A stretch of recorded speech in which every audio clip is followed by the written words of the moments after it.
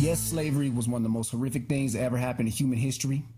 Yes, racism still exists. It's probably always going to exist. Just get over that. And yes, there are law enforcement officers out there that take things too far, abuse their power. They're humans. We're a flawed species. Black people. It is 2014. Hate to break this to you. If your life is messed up, it ain't because of slavery. So in 2014, if your life is messed up, look in the mirror, figure out what you're doing, what you're not doing. Take some personal responsibility for yourselves, for your lives. Great message. Have you seen this guy? Frederick Wilson's comments going viral in the wake of both the Ferguson and Eric Garner cases. So the cases are different, but the message, his, is the same. And Frederick Wilson joins us this morning from Las Vegas. Frederick, good morning to you. Good morning. Okay, so after the Ferguson deal, you were at work, you were thinking about it, you started to get some ideas in your head, and you went home, turned on the camera phone, and talked about personal responsibility. Where does that message come from? It's just something that I've always thought. You know, I could trace this back to easily back when I was in junior high, mid 90s. It's just, you know, a lot of times, specifically with the black community, I mean, we always hear about, you know, slavery and civil rights and things like that. And, you know, we all know that was bad.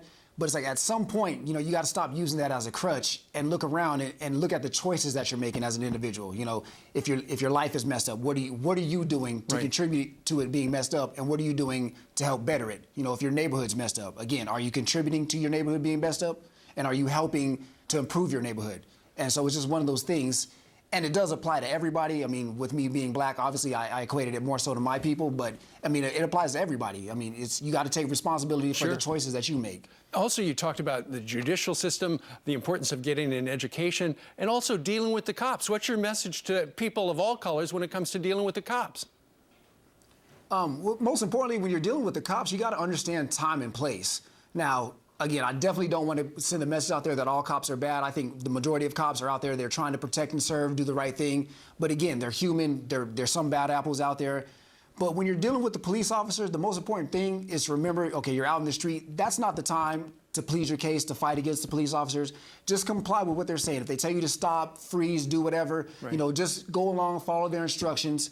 You know, if they're telling you to do something that you know is unlawful or you know is wrong, get the cop's name, get the badge number. You can go down the next day, file a complaint. But, you know, out in the street at night, you know, it's not the time to, you know, to cause a situation. Because you got to understand, like, these cops are people. Sure. You know, they don't know you. They don't know what you're capable of. So, you know, at the end of the day, they want to get home to their families. And if you put them in a situation to where they have to make a choice between your life or their life, they're going to choose their life. So you don't want to cause yourself further harm by escalating a situation that may not need to be escalated. Absolutely. I got a feeling I am listening to your two parents who are retired Air Force.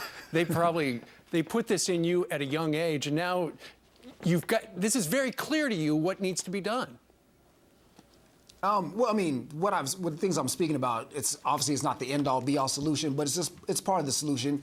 Again, like, if you're out there, you know, what are you doing with your life to where you're dealing with cops all the time? Like some people, you know, every time you turn around, they're getting pulled over, they're getting stopped. That's right. How much of that is on you? Now, there may be a situation where you might legitimately be harassed by the cops, and if that's the case, then go down and report it. But if not, it's like if you're always committing crime, if you're always around crime, around people that are committing crimes, then yeah, you might want to make some changes, you know? That's right. Associate with different people, be in different areas. Good point. Yeah, so it's, again, like, you know, if your neighborhood's messed up, you know, work with the police in your neighborhood. You know, get to know the officers that patrol your neighborhood, things like that. You know, be proactive. Frederick, you've got a great message. It's going to be on our website. Thank you very much for joining us today.